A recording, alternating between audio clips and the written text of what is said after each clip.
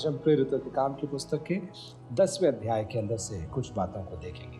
आइए प्रार्थना करें। परमपिता परमेश्वर, हम आपका धन्यवाद देते हैं जीवित वचन के साथ हम आपके चरणों पर बैठते हैं। प्रभु, हमसे बात करिए, आपके वचन को हमें समझाइए और समझकर हमारे जीवन में लागू करने का अनुग्रह हमें दीजिए। प्रभु यीशु मसीह के नाम से मांगते हैं, आमीन। 10वें अध्याय की पहली आयतों में कुछ इस प्रकार लिखा है। कैसरिया में कुरनेलियुस नाम का एक मनुष्य था जो इतालियानी नामक पलटन का सूबेदार था। दूसरी आयत, वो भक्त था और अपने सारे घराने समेत परमेश्वर से डरता था और यहूदी लोगों को बहुत दान देता और बराबर परमेश्वर से प्रार्थना करता था। देखिए, कैसरिया में कुरनेलियुस नाम के एक आदमी से हमारी मुलाकात होती है जो इतालियानी है, और न केवल इतना, वह एक पलटन का सूबेदार है, यानी कि करीब करीब 100 सैनिकों के ऊपर उसको अधिकार दिया गया है। और उसकी कुछ विशेषताएं वहां पर लिखी है। वो भक्त है, सारे घराने समेत परमेश्वर से डरता है, यहूदी लोगों को बहुत दान देता है और बराबर परमेश्वर से प्रार्थना करता है। देखिए, यहूदी नहीं है, लेकिन यहूदी जिस रीति से अपने विश्वास को करते थे या विश्वास को प्रकट करते थे, ये व्यक्ति भी उसी प्रकार उनके पीछे पीछे अनुकरण कर रहा है। वो दान देता है, परमेश्वर से प्रार्थना करता है, परमेश्वर का भय रखता है और भक्त भी है। और यहाँ पर तीसरी आयत पर उसके लिए लिखा है, उसने दिन के तीसरे पहर के निकट दर्शन में स्पष्ट रूप से देखा कि परमेश्वर का एक स्वर्गदूत उसके पास आकर कहता है। तीसरे पहर यहूदियों को प्रार्थना के लिए अलग अलग समय दिए गए थे, और जैसे हमने तीसरे अध्याय में भी देखा, यहाँ भी हम देख रहे हैं तीसरे पहर के निकट ये कुरनेलियुस प्रार्थना के लिए अपने आप को अलग कर रहा है। और प्रार्थना जब करता है तो स्पष्ट रूप से उसने दर्शन के अंदर क्या देखा? एक स्वर्गदूत को देखा।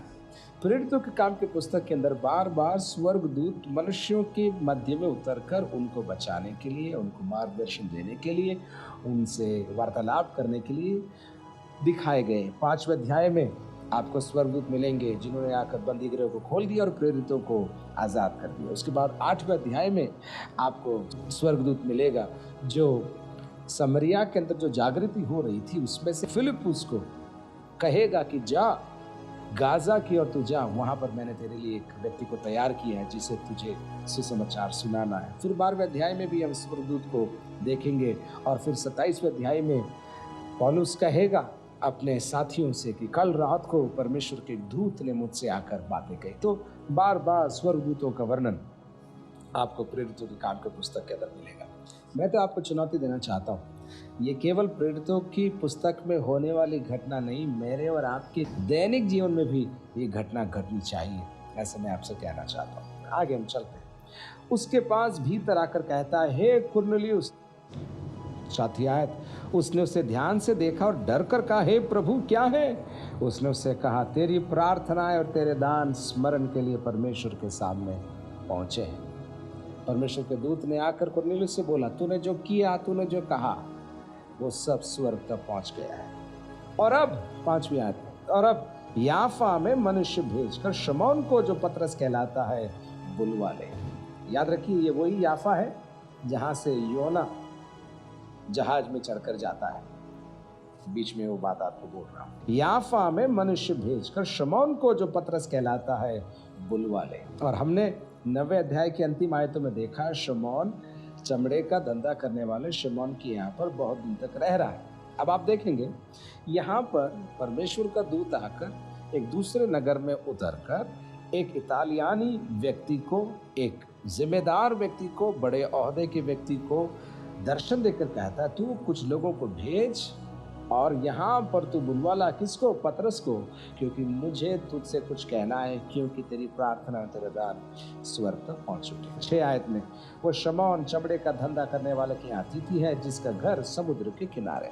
स्पेसिफिकली, बिल्कुल क्लिष्ट तरीके से कहाँ रहता है, कहाँ जाना है, क्या करना है। तो आपको याद होगा पिछले अध्याय में हमने देखा हनन्याह को परमेश्वर ने जब शाऊल से मिलने के लिए भेजा तो स्पष्ट निर्देश के साथ भेजा, इस गली में जाना, सीधी नामक गली में जाना, और वहाँ यहूदा का घर है और यहूदा के घर पे शाऊल 3 दिन से उपवास और प्रार्थना कर रहा है। वहाँ पर निर्देश के साथ भेजा। यहाँ पर कुरनेलियुस को भी निर्देश मिल रहे हैं। हर किसी शिमोन के यहाँ नहीं, लेकिन वो अतिथि बनकर एक घर में रह रहा है और वो घर समुद्र के किनारे है, वहां पर तेरे लोगों को भेजना है। 7वीं आयत, जब वह स्वर्गदूत जिसने उससे बातें की थी चला गया, तो उसने 2 सेवक और जो उसके पास उपस्थित रहा करते थे उनमें से एक भक्त सिपाही को बुलाया और उन्हें सब बातें बताकर याफा को भेज दिया। कैसरिया में है और अब उनको याफा में भेज दिया। कुछ कुछ ऐसी एक घटना सेवकाई के अंदर हमारे पिताजी के साथ हुई, मैं उसका भी जिक्र यहाँ पर करना चाहता हूँ।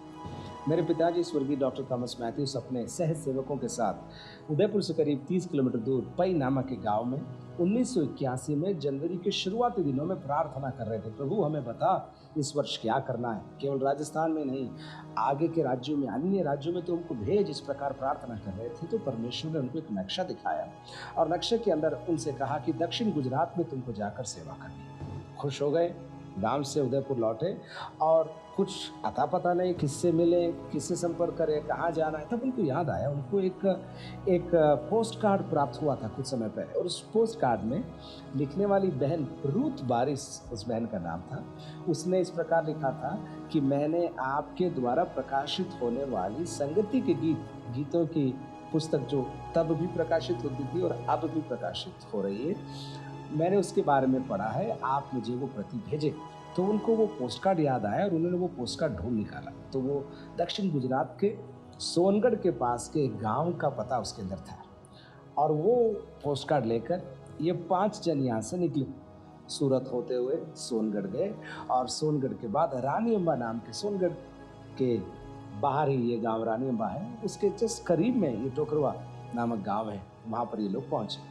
और जब वहाँ पर पहुँचे तो गुरुजी नाम के एक सज्जन उनको मिले और गुरुजी ने इस प्रकार उनसे कहा, मेरे को सपना आया था कि राजस्थान से 5 लोग अपने सिर पर अपना सामान रखकर इस गांव में आएंगे और हमको प्रभु के बारे में बताएंगे। और हुआ यूँ, उनके वहाँ नहीं लेकिन उनके पड़ोसी नूरिया भाई के यहाँ पर ये 5 भाई लोग जाकर रहे और करीब करीब 1 महीना वहाँ पर उन्होंने सेवा किया और वो सेवा बढ़ती गई, जिसने आज के नवापुर कन्वेंशन का रूप ले लिया है। परमेश्वर को हम धन्यवाद देते कि सपने के अंदर परमेश्वर ने गांव के एक सज्जन को बताया कि मैं कुछ लोगों को तेरे पास भेजूंगा और यहाँ भी ऐसा ही कुछ हो रहा है। आप देखिए, कुरनेलियुस को दर्शन मिला कि तुझे कुछ लोगों को भेजना है, कहाँ?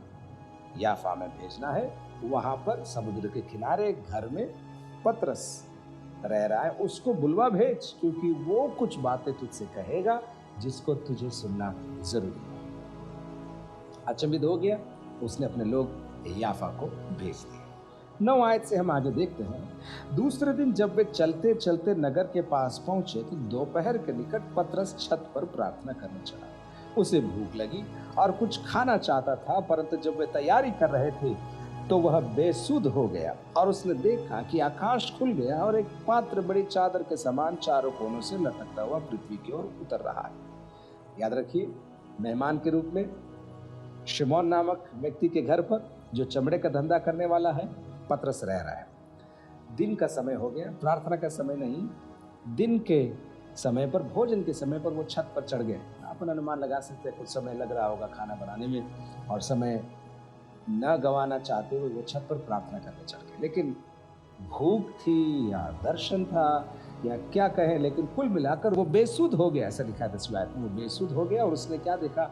आकाश खुल गया और एक चादर उस दर्शन के अंदर उसके सामने उतरता है और उस चादर पर पृथ्वी के सब प्रकार के चौपाए, 4 पैर वाले और रेंगने वाले जंतु और आकाश के पक्षी थे। उसे एक ऐसा शब्द सुनाई दिया, हे पतरस, उठ मार और खा। उठ मार और खा। हर प्रकार के जीव जंतु उस चादर के अंदर दर्शन में वो देख रहा है और ऐसा हुआ, उठ मार और खा उसे आदेश मिला तो तुरंत भक्त है पतरस, यहूदी है पतरस, और वो तुरंत कहता नहीं, जो कोशेर नहीं है, यानी कि जो यहूदी रीति रिवाज के आधार पर पवित्र नहीं है, कोशेर शब्द इसका इस्तेमाल करते हैं, जो कोशेर नहीं है उसको मैं नहीं खाऊंगा क्योंकि मैं अच्छा यहूदी हूं। परंतु पतरस ने कहा, नहीं प्रभु, कदापि नहीं, क्योंकि मैंने कभी कोई अपवित्र या अशुद्ध वस्तु नहीं खाई। फिर दूसरी बार उसे शब्द सुनाई दिया, जो कुछ परमेश्वर ने शुद्ध ठहराया है उसे तू अशुद्ध मत कह। पहली बार आवाज आई, क्या आवाज आई? पतरस उठ, मार और खा। लेकिन दूसरी बार आवाज आई और उस आवाज ने उससे कहा, जो कुछ परमेश्वर ने शुद्ध ठहराया है उसे तू अशुद्ध मत कह। 3 बार ऐसा हुआ। 16वीं आयत में लिखा है 3 बार ऐसा हुआ और फिर वो चादर गायब हो गई, आकाश की ओर उठा ली गई, ऐसा लिखा है। पतरस अपने मन में दुविधा में था। 17 आयत में लिखा है कि ये दर्शन जो मैंने देखा है वो क्या हो सकता है। तो देखो, वे मनुष्य जिन्हें कुरनेलियुस ने भेजा था शमौन के घर का पता लगाकर द्वार पर खड़े हुए।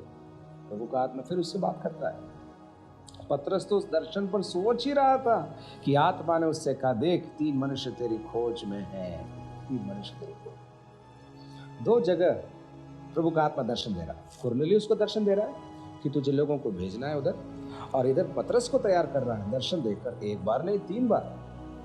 मुझे कहने दीजिए, व्यंग्य के तरीके में इतालियानी कुरनेलियुस को एक ही दर्शन काफी है और वो आज्ञा मानने को तैयार हो जाएगा।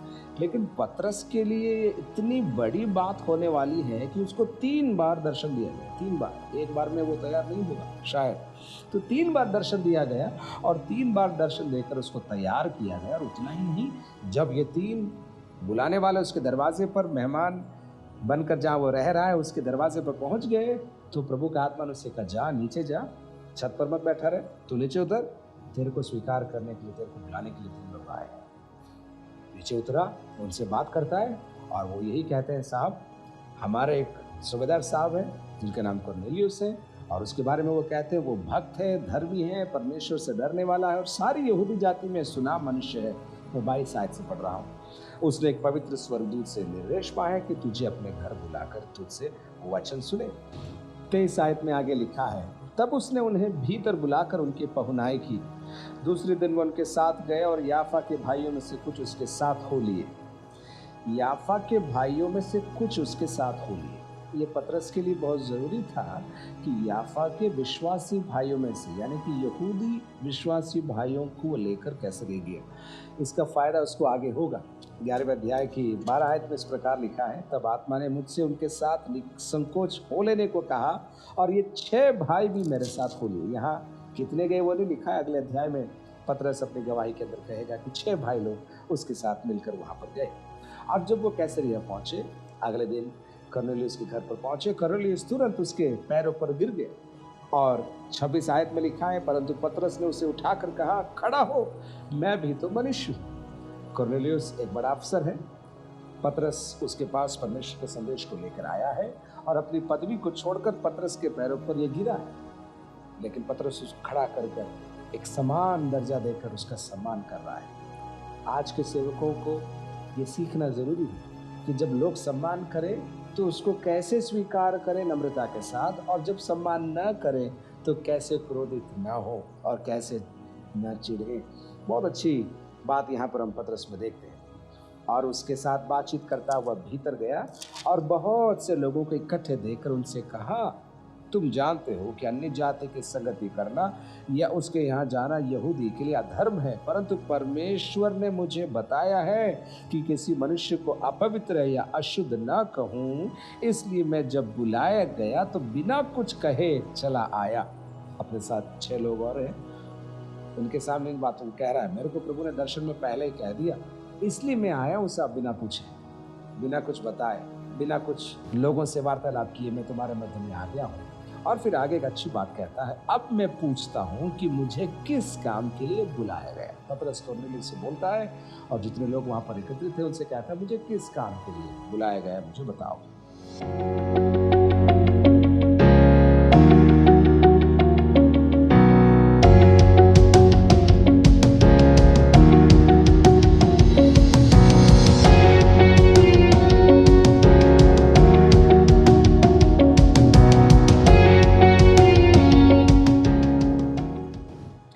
कुरनेलियुस पूरा वृत्तांत एक बार और दोहराता है कि किस प्रकार तीसरे पहर में वो 4 दिन पहले प्रार्थना कर रहा था। और 4 दिन कैसे हो गए? पहले दिन दर्शन देखता है, दूसरे दिन सेवक लोग जाते हैं, वहाँ रुकते हैं, तीसरे दिन ये पूरा दल कैसरिया लौट कर आता है और अब चौथे दिन कुरनेलियुस से मिल रहे हैं और वो कहता है कि एक चमकीला वस्त्र पहने हुए एक व्यक्ति मेरे सामने आ खड़ा हुआ। और फिर पूरी बात कहने के बाद 33 आयत में एक बात कहता है जो मैं पढ़कर आपको बताना चाहता हूँ। तब मैंने तुरंत तेरे पास लोग भेजे, यानी कि कुरनेलियुस पतरस से कह रहा है, तुरंत तेरे पास लोग भेजे और तूने भला किया जो आ गया। अब हम सब यहाँ परमेश्वर के सामने हैं ताकि जो कुछ परमेश्वर ने तुझसे कहा है उसे सुने। पतरस को वो कहता है, साहब हमको तो प्रभु ने तैयार किया है, आपको प्रभु ने भेजा है, तो अब आप बोलिए। पहले पतरस बोलता है, मुझे क्यों बुलाया, मुझे बताओ। आप कुरनेलियुस कह रहा है, आपको जो कुछ कहा गया है आप बताओ। और अब आगे हम देखते हैं पतरस अपने उपदेश को यहाँ पर शुरू करेगा। हमने देखा दूसरे अध्याय में भी पतरस उपदेश दे रहा है और वहाँ पर 3000 लोगों ने उद्धार पाया है। और उसके बाद हम देखते हैं तीसरे अध्याय में भी वो उपदेश देगा, उसके बाद भी एक और बार उपदेश देगा। चौथी बार अब पतरस उपदेश दे रहा है और हर बार उसके उपदेश में एक ही सच्चाई है, एक ही बात है, जी उठा मसीह, जी उठा प्रभु। यहाँ फिर से हम उस बात को देखेंगे। तब पतरस ने कहा, अब मुझे निश्चय हुआ कि परमेश्वर किसी का पक्ष नहीं करता, वरन हर जाति में जो उससे डरता और धर्म के काम करता है वह उससे भाता है। जो वचन उसने इजरायलियों के पास भेजा जब उसने यीशु मसीह के द्वारा, जो सबका प्रभु है, शांति का सुसमाचार सुनाया। पिछले अध्यायों में आप याद करेंगे, सुसमाचार, गुड न्यूज, भलाई का, जीवन का, शांति का पैगाम, सुसमाचार प्रेरितों को सौंपा गया और अब वही बात आगे कहेगा। और कहते कहते 10:38 में यीशु नासरी का वर्णन पतरस करेगा। और कैसे करेगा आप देखिए, परमेश्वर ने किस रीति से यीशु नासरी को पवित्र आत्मा और सामर्थ से अभिषेक किया। और पवित्र आत्मा और सामर्थ से अभिषेक करने के बाद देखिए क्या हो रहा है, वो भलाई करता और सबको जो शैतान के सताए हुए थे अच्छा करता फिरा, क्योंकि परमेश्वर उसके साथ था। यीशु का अभिषेक, यीशु का सामर्थ से भरने का परिणाम ये था कि वो भलाई करता फिरा। एक बात मैं आपको बताऊं, पवित्र आत्मा का बपतिस्मा, पवित्र आत्मा के सामर्थ, अभिषेक अभिषेक अभिषेक लोग बोलते हैं, लेकिन यहाँ लिखा है अभिषेक पाने के बाद यीशु मसीह क्या किया, भलाई करता और सबको जो शैतान के सताए हुए थे अच्छा करता फिरा, क्योंकि परमेश्वर उसके साथ था। अभिषेक, पवित्र आत्मा का बपतिस्मा, इन सब का एक अच्छा और बड़ा प्रमाण यह है कि मैं और आप भलाई करते फिरेंगे, लोगों के फायदे के काम करते फिरेंगे, स्वयं के और स्वार्थ के फायदे के नहीं, लोगों के फायदे के काम करते फिरेंगे। ये अच्छी निशानी होगी कि मुझे और आपको पवित्र आत्मा का बपतिस्मा और अभिषेक मिला है। और फिर 39 और 40 आयतों में प्रभु यीशु मसीह के पृथ्वी सेवकाई के बारे में, किस प्रकार उसे मारा गया, किस प्रकार उसे गाड़ा गया, तीसरे दिन कैसे वो जी उठा, उन सब का वर्णन वो देगा। 40 आयत में आपको पढ़कर बताता हूँ। उसको परमेश्वर ने तीसरे दिन जिलाया और प्रकट भी कर दिया, सब लोगों पर नहीं वरन उन गवाहों पर जिन्हें परमेश्वर ने पहले से चुन लिया था, अर्थात हम पर। अपने आप की गिनती उसमें डाल रहा है वो, हम पर जिन्होंने उसके मरे हुओं में से जी उठने के बाद उसके साथ खाया पिया, संगति करी, उसको देखा। ये कोई वहम नहीं है, कोई कहानी नहीं है। ये यीशु जिसका प्रचार मैं कर रहा हूँ, जिसके बारे में मैं बोल रहा हूँ, वो मारा गया, गाड़ा गया, तीसरे दिन जी उठा और हम उसके साथ बैठे, हमने उससे बात करी, हम उसके गवाह हैं, हम उसके गवाह हैं। और फिर देखो 42 में कहता है, उसने हमें आज्ञा दी कि लोगों में प्रचार करो और गवाही दो कि यह वही है जिसे परमेश्वर ने जीवित और मरे हुओं का न्याय ठहराया है।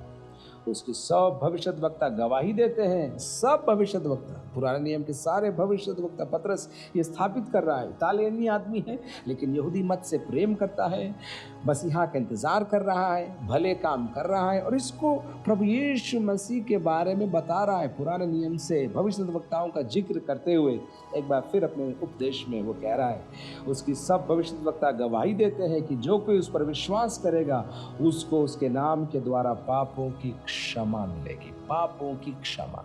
सुसमाचार यही है कि मेरे पापों की क्षमा के खातिर, मुझे पाप क्षमा देने के लिए स्वर्ग की महिमा छोड़कर प्रभु यीशु मसीह ने देह धारण किया और देह धारण कर कर अपने ईश्वरत्व को छोड़कर एक देह में वास कर कर 33.5 साल पृथ्वी पर जी कर क्रूस की दर्दनाक मृत्यु सहकर मारे जाने के द्वारा, गाड़े जाने के द्वारा, तीसरे दिन जी उठने के द्वारा और 40 दिन के पश्चात स्वर्ग में उठा लिए जाने के द्वारा और पवित्र आत्मा के भेजने के द्वारा उसने मेरे और आपके पाप क्षमा का प्रबंध कर दिया है। यही तो सुसमाचार है। और जब ये बातें कह रहा था, 44 में लिखा है, पतरस ये बातें कह ही रहा था कि पवित्र आत्मा वचन के सब सुनने वालों पर उतर आया और जितने खतना किए हुए विश्वासी पतरस के साथ आए थे वे सब चकित हुए कि अन्य जातियों पर भी पवित्र आत्मा का दान उंडेला गया है। अब तक यरूशलेम में यहूदियों के बीच ही ये कार्य हो रहा था। यहूदी मत रखने वाले या अन्य भाषा या देशों से आकर यरूशलेम में रहकर यहूदी मत अपनाने वाले यीशु को उद्धारकर्ता के रूप में स्वीकार करके कलीसिया में जुड़ रहे थे। लेकिन यहाँ देखिए क्या हो रहा है, ये तो कलीसिया में जुड़े नहीं, ये तो इतालियानी कोर्नेलियस के खानदान के लोग थे, घराने के लोग थे। मूल यूनानी में लिखा ओइकोस यानी कि खानदान, घराना पूरा, नौकर चाकर, उसके परिवार, जितने उसके साथ उठते बैठे सबके साथ कोर्नेलियस बैठा है। पतरस संदेश दे रहा है, यीशु मसीह को अपनी गवाही से, अपने संदेश से ऊंचा उठा रहा है और तुरंत सबके ऊपर पवित्र आत्मा उतर गया। आप याद करेंगे यरूशलेम के अंदर पवित्र आत्मा एकत्रित लोगों के ऊपर उतरा था। फिर हमने देखा था समरिया के अंदर पतरस और यूहन्ना आए और उन्होंने हाथ रखा और वहां पर भी पवित्र आत्मा उतरा। अब यहाँ पर अब कैसरिया में देख रहे हैं आप लोग, भूगोल के हिसाब से कहें या जियोग्राफी के हिसाब से कहें तो यरूशलेम से ये कार्य अब बाहर निकल रहा है और निकलकर याफा होते हुए अब कैसरिया पहुंच गया है।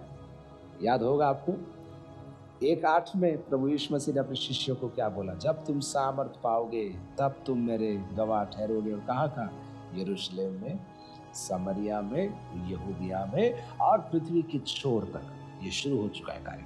देख रहे हैं आप लोग, यरूशलेम से निकलकर समरिया होता हुआ, याफा होता हुआ अभी कैसरिया में कार्यक्रम शुरू हो गया। पवित्र आत्मा का दान होने लगा। बिल्कुल समरिया में जैसे हुआ वैसे कैसरिया में भी पवित्र आत्मा का दान होने लगा। तो जो यहूदी साथ में, पतरस को तो प्रभु ने तैयार कर दिया था और एक बार नहीं 3 बार दर्शन देकर तैयार किया, लेकिन उसके साथ में जो यहूदी आए थे ना, उनको प्रभु ने तैयार नहीं किया। वो तो देखकर घबरा गए होंगे, बोले यार जो हमने सोचा हमारा है इनको कैसे मिल रहा है, अरे हमारे नियम और कायदों का क्या होगा, हमने जो इतने नियम बनाए थे कि तुम अन्य मत के हो और यहूदी बनना चाहते हो या यहूदी विश्वास को स्वीकार करना चाहते हो तो फलाने फलाने फलाने काम को तुम्हें करना पड़ेगा, जिसमें खतना प्रमुख था। ये तो खतना भी नहीं है, कुछ भी नहीं है, वो संदेश सुन रहे हो और आत्मा से भर गए। कभी कभी हमको भी सेवा के अंदर ऐसी जलन होती है, हमको लगता है हमने इतने साल काम किया तब जाके ये हुआ, ये तो कल आया और इसके लिए सब कुछ हो गया। तुलना की जरूरत नहीं है, परमेश्वर सर्वज्ञानी है, परमेश्वर सर्वाधिकारी है, उसको जो चाहता है वो मनुष्य के मध्य में करता है, ऐसे कलाम के अंदर लिखा है। लेकिन लौट कर आते हैं, उन्होंने भांति भांति की भाषा बोलते और परमेश्वर की बड़ाई करते सुना। इस पर पतरस ने कहा, क्या कोई जल की रोक कर सकता है कि ये बपतिस्मा ना पाए जिन्होंने हमारे समान पवित्र आत्मा पाया है। और उसने आज्ञा दी कि उन्हें यीशु मसीह के नाम में बपतिस्मा दिया जाए। तब उन्होंने उससे विनती की, वह कुछ दिन और उनके साथ रहे। आप देख रहे, यरूशलेम में जो हुआ समरिया में हुआ, और फिर जो समरिया में हुआ अब कैसरिया में हो रहा है। यहाँ पर कैसरिया में कोर्नेलियस जो इतालियानी है, यहूदी नहीं है लेकिन परमेश्वर का भय रखता है, यहूदियों के नज़र में वो भला तो है लेकिन अंदर नहीं आ सकता क्योंकि उसका खतरा नहीं हुआ। रूल्स एंड रेगुलेशंस के आधार पर आदमी बढ़िया ऐसा, लेकिन हमारी मंडली में बैठ नहीं सकता, हमारी बिरादरी में बैठ नहीं सकता।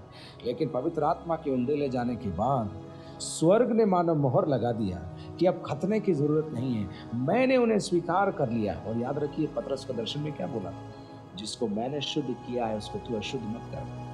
वो दर्शन 3 बार मिलने के बाद और आत्मा की आवाज को सुनने के बाद, प्रेरणा पाकर कैसरिया आकर अपनी आंखों से परमेश्वर के कार्यक्रम को देखने के बाद पतरस सहमत हो गया और आगे के अध्याय में इस बात की वो गवाही देगा 11वें अध्याय में, और फिर 15वें अध्याय में वापस कहेगा कि मैंने देखा है कि कैसे परमेश्वर ने अन्य जातियों में वही काम जो यहूदियों में किया था वहां पर भी किया। और फिर वो आदेश देता है कि इनको बपतिस्मा दिया जाए और बपतिस्मा दिया गया वहाँ पर पतरस कुछ दिन रहा, परमेश्वर के वचन को सिखाता रहा, और वहाँ की कैसरिया की कलीसिया, या कहें कुरनेलियुस के घर में चलने वाली कलीसिया, नित प्रति बढ़ती गई। वहाँ पर भी परमेश्वर का कार्यक्रम शुरू होता चला। एक सवाल आपसे पूछूं, आपके मन में वो जगह कौन सी है जहाँ पर आपको लगता है वहाँ तो परमेश्वर काम नहीं करेगा? या वे लोग कौन से हैं, या जाति कौन सी है, या कुटुंब कौन सा है, या ऐसे कौन से लोग हैं जिनके विषय में आपको लगता है वहां परमेश्वर कार्य नहीं कर सकते? या फिर ऐसा कोई व्यक्ति है जो बहुत कठोर दिल का और आपको लगता है इसको तो कोई बदल नहीं सकता? 9 और 10 अध्याय के अध्ययन से हम सीख सकते हैं शाऊल जैसे खतरनाक, जो शब्द हमने देखा था ना, उजाड़ने वाला, जंगली जानवरों के समान विश्वासियों को उजाड़ने वाले शाऊल को परमेश्वर की आत्मा ने एक सवाल पूछकर बदल दिया, और अब जंगली फाड़ खाने वाला जानवर एक मेमने के समान हो गया है। अगर उसको बदल सकता है कुरनेलियुस को, पतरस की सीमा और सोच के दायरे के बाहर के व्यक्ति के ऊपर पवित्र आत्मा परमेश्वर उंडेल सकता है, तो आप जिनके विषय में प्रार्थना कर रहे हैं, जिनके विषय में सोच रहे हैं, या जिनके विषय में आप सोच रहे हैं वहां कुछ नहीं हो सकता, वहां पवित्र आत्मा कार्य करने के लिए तैयार है। सवाल यह है, क्या आप तैयार हैं? प्रभु आपको आशीष दे।